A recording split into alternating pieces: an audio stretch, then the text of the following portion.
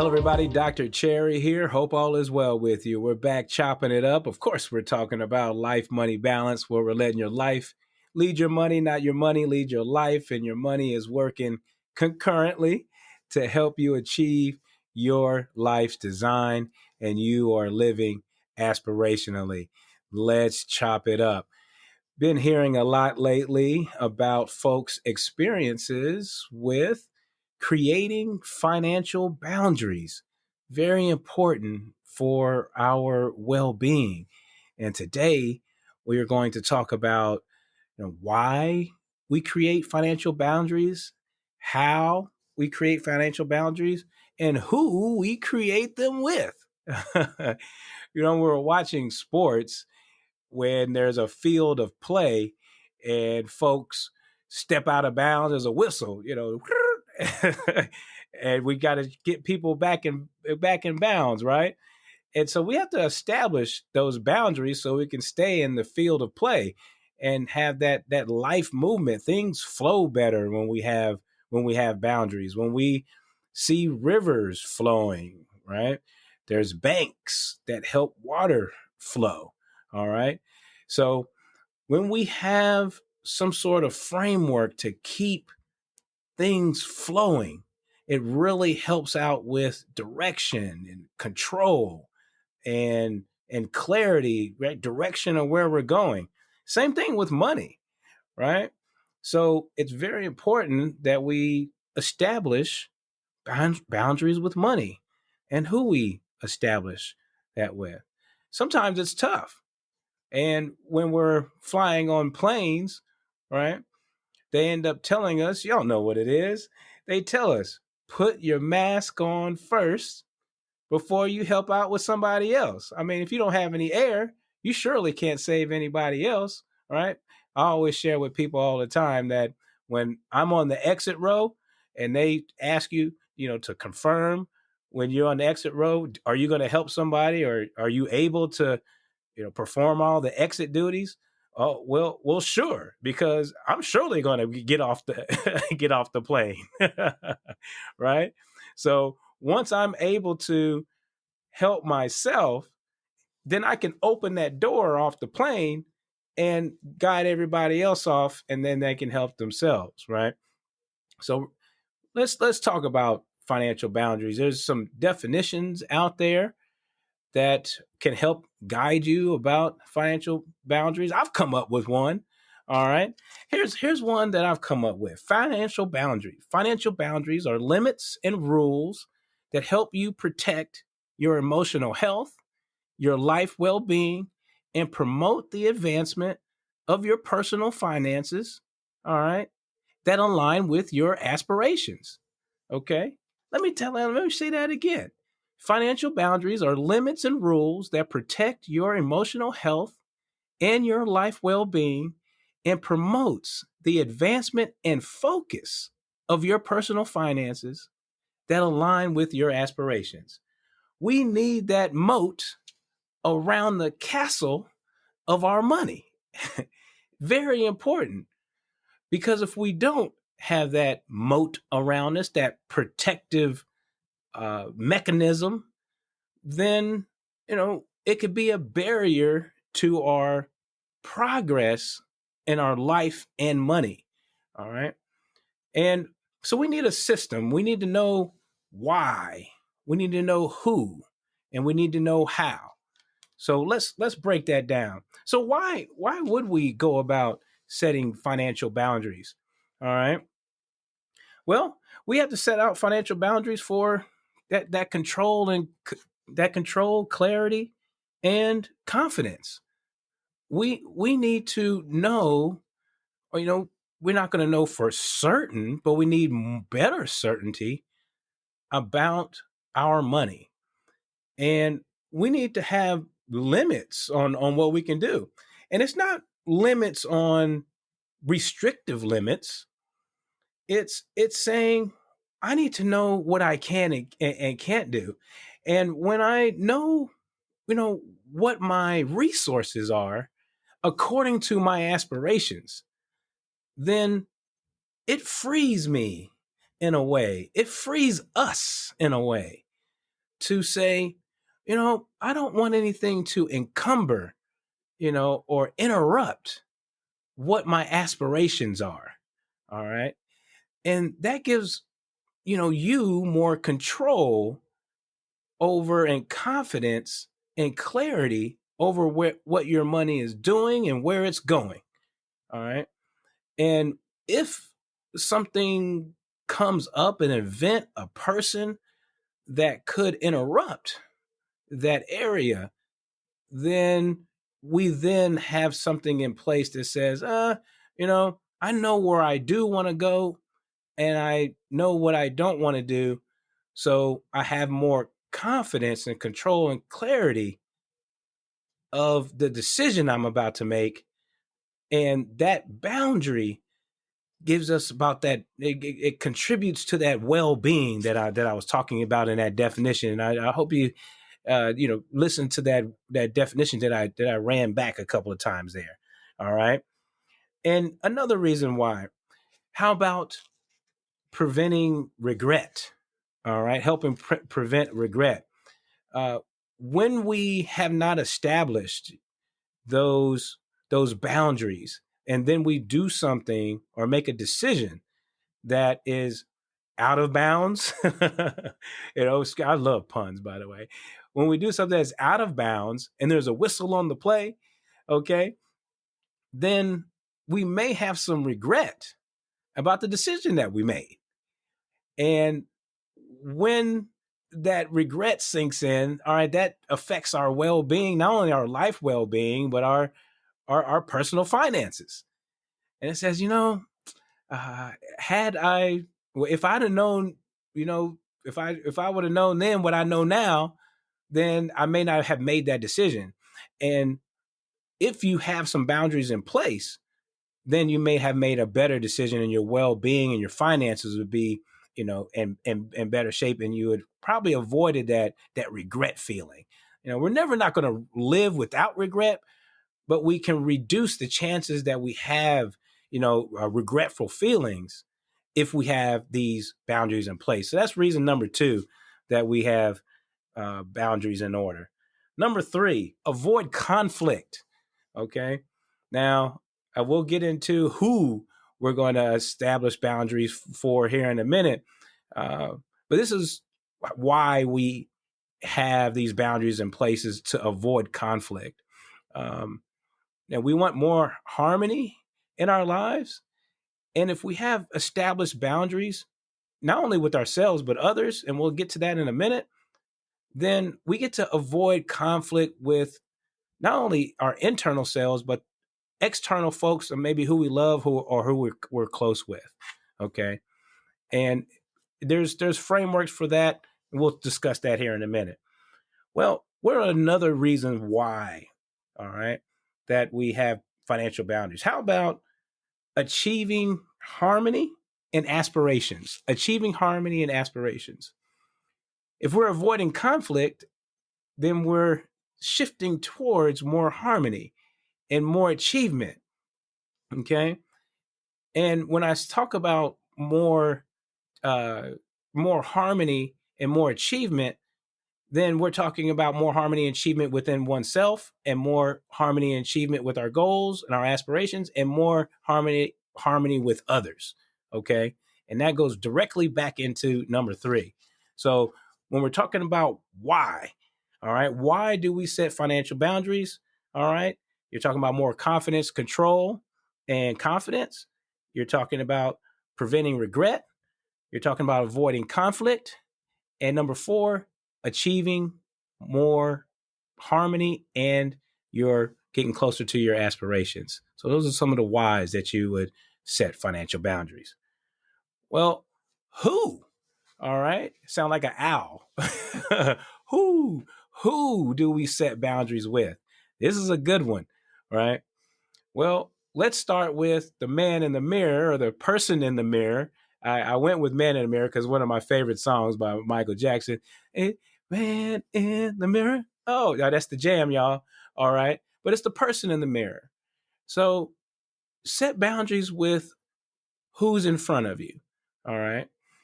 And be realistic. with yourself and others. So start with yourself. What are some of the boundaries that you would like to establish with yourself that would help out with those whys that I was discussing? All right. Those confidence, control, clarity, that avoiding regret, that achieving harmony, okay, avoiding conflict. And then we're going back to the definition of more well-being, uh, increasing your personal finances according to your aspirations, right? Okay. So establish those, and we'll talk about how we set these boundaries here in a minute. All right. And what about others? Okay. There's a long list of others. So we're still talking about who we set financial boundaries with. Okay. There's a long list.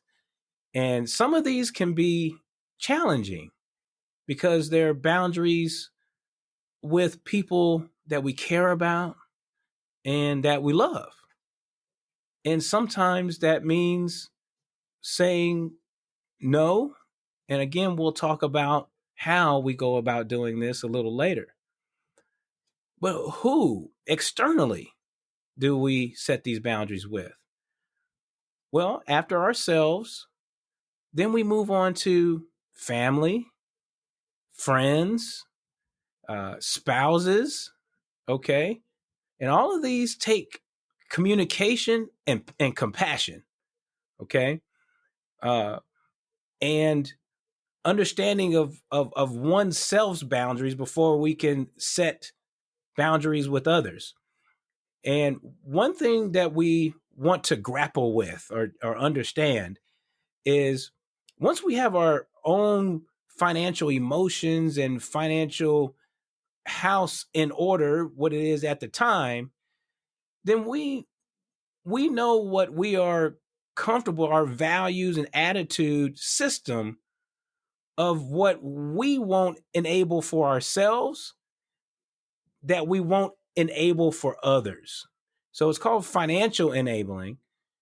And since we care about our own health and we have set those attitudes and values and behaviors in order because we've done our own self care, our own self audit, and our own self work on ourselves, then we've set a value system of what we believe that we won't enable in ourselves and hopefully now won't support enabling others. Now, that's not to say that we are judging or shaming anyone. Um, we want to lead. I want you to lead with compassion and communication when you're trying to understand someone that is approaching you sometimes uh, with being vulnerable in a situation, because sometimes you are going to be in a in a situation or a position, I should say, to be able to help. And a boundary, again, is not all the way restrictive or limiting. It does define what you can do. Because if you're in a position of a place to where you have defined your boundary in of itself, and you have a little room, and you're communicating with compassion and understanding, and someone's coming to you with a little vulnerability, then you may be able to help. However, if someone's coming to you that is out of bounds and there's a whistle on the play, then uh, compassion also means that you may have to say no and not financially enable someone who's not has not done that self-care, has not done that self-audit, has not done that those self changes in order to make their own personal finances better for themselves. So again, it's sometimes challenging, but may take a conversation to say, in a judgmental manner, I can't do it this time. All right. Again, you're coming from a place of internal balance, not to shame or judge someone else. Okay. And if you're coming from a real care point and compassionate point, potentially that potential stance may help one of your friend or family or spousal members. Okay. So who do we define financial boundaries around? Okay. Yourself. Okay. Your friends, your family, your spouse, sometimes your faith. All right. That's a whole nother show, by the way. All right. And these will help the life well-being and your personal finance health around your life aspirations and your attitude systems and your value systems. Okay. All right. Now, how do we go about setting some of these boundaries? What's the system look like? All right. Well, number one, and we'll talk about this. How do you set a system for boundaries? Number one, identify and prioritize your systems, your money and value systems, and your aspirations. Number two, define your limits and be realistic with these limits. Okay.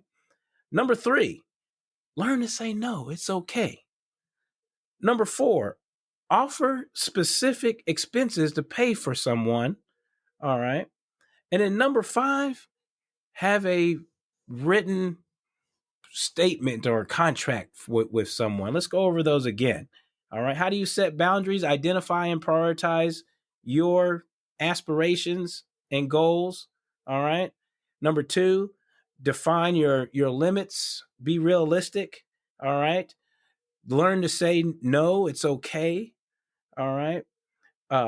Number four, offer to pay for specific expenses. And number five, have a written statement. Okay. These are some areas that you can learn how to set specific boundaries. Let's walk through a few of those. Okay. Identifying and prioritizing your aspirations. Well, when you're doing your own self audit, when you're doing your own self audit, you are walking through what's important to you. Okay. You are you're listing out and what you aspire to do and how you want to allocate your money and your energy and your spirit toward where you want to go. You know where you are and where you want to go. All right. And so that is that connective glue that we keep talking about on Life Money Balance. And once your life and your money are aligned, okay, they're working concurrently, right? All right. Then you are working in the direction to achieve your life design. And when that helps you define your boundaries, all right, which leads into number two, because if you know your aspirations, where you want to go, then that helps define what those limits are and being realistic. It says, okay, I know where my household wants to be, your family, and then what you can and are unable to do that will, impede the progress of where you want to go. All right. So you have limits, and they're kind and compassionate limits. Because again, you have to put your mask on first. All right. You have to put your mask on first to help you keep compounding your process, your process and progress.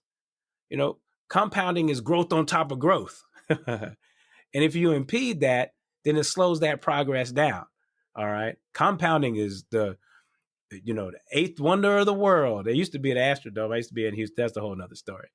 But compounding is growth over growth. And when you interrupt that, then you're interrupting, your own progress here. Okay. Also, too, let's go with, learning how to say no and also, getting good with, being able to say no in a compassionate way. You don't want to be mean with it. Right. And it's okay. It's okay to say no. It's okay to say yes. All right.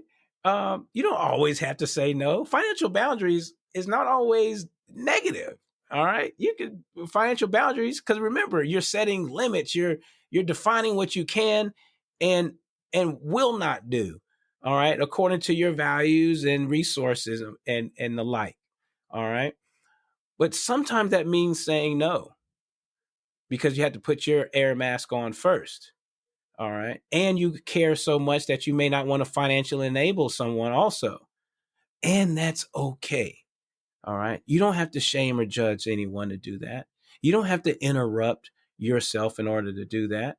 All right. You don't have a duty to carry everyone or a whole generation around you on your back and impede your own progress. It is okay to say no so you can go forward. And matter of fact, if you are taking care of yourself in a manner that helps you compound your progress, then if you want to help people in the future, you'll be in a better position. All right. So, and how you help yourself say no in a compassionate matter is having prepared statements. Like, for instance, uh, you know, I would really like to help you this time. However, we're really trying to do X, Y, and Z, and we haven't made it there yet. So, can we revisit this another time? Right. So that's one example. Okay. Uh, Offer to pay, for specific expenses instead of just giving cash. All right. So if someone is asking for help, then pay for something directly rather than giving cash that heightens the possibility of financial enabling, and that money may go somewhere wasteful. Okay. So if you want to avoid or or try to sidestep that feeling of you're enabling someone, all right, because someone has demonstrated, not that you're judging or shaming anyone, that someone has consistently demonstrated a borrowing, consistent borrowing behavior, or demonstrated that they're not managing their money in a healthy manner, all right, then you can help them, but in a way to where you can retain a little bit more control of that help. Okay. So if there's an expense that you can pay directly to a vendor or a situation, then that's another way of defining a boundary. All right. And then lastly, sometimes, well, a lot of the times, you may need a written document in order to define payback period, the amount, the reason, all right, of that pay period. If you ever watched a judge show like Judge Judy or Judge Mathis or something like that, what do they ask you? Especially some Judge Mathis. Shout out to Judge Mathis, by the way. They say, well, where's the document that states, and they ask for the document, and they're like, well, it clearly states here, sir, ma'am, right? Judge Mathis, sir, ma'am. It clearly states here that you owe this person the money, right? Well, it's get clear on the parameters. It's healthy for both parties, okay, to get that communication in there about the agreement. And also to lastly, I'll say, when you are lending to somebody, lend as much as you can lose. All right. Lend as much as you can lose because you might not get the money back. All right. So keep that in mind when you're lending, particularly to family and friends. Lend as much as you lose, and be okay with it. That said, have that written agreement though. All right. Uh, that's what I have for you. We talked about a lot far as financial boundaries, the definition of the why we set boundaries, the who, the how, all right, and why it's such important. And I'll close with the definition one more time because it's very healthy to have those boundaries so there won't be a whistle on the play. They are limits and rules that help you protect your emotional health, your life well-being, that promotes the advancement and focus of your personal finances, that align with your life aspirations. All right. All right. That's very clear. And we went through the module of why, who, and how. All right. That's what I got for you. Until next time, cheers.